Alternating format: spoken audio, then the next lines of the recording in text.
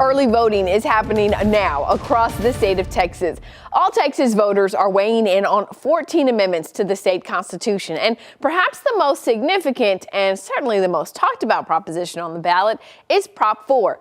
It's that $18 billion property tax cut that you heard lawmakers talk so much about earlier this year. So here's what you'll see on the ballot.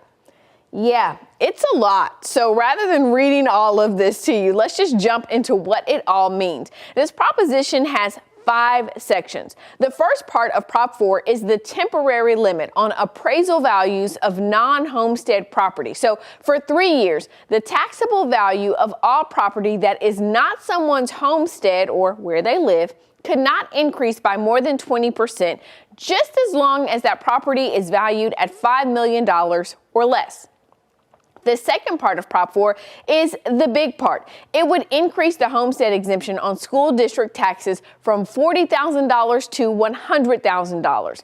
This is estimated to save the average homeowner about $1,200 a year and eliminate school M&O taxes for some homeowners in nearly 400 school districts because their homes are valued at $100,000 or less.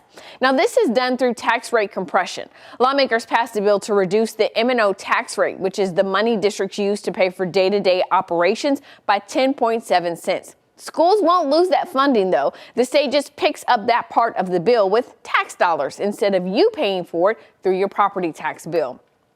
The third part of Prop 4 makes sure seniors and the disabled are benefiting from these tax cuts.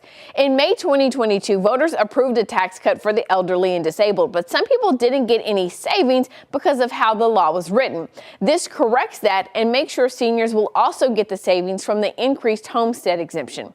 The fourth part of Prop 4 deals with tax rate compression. Now remember, to pay for this $18 billion proposal, the state has to spend more money on schools.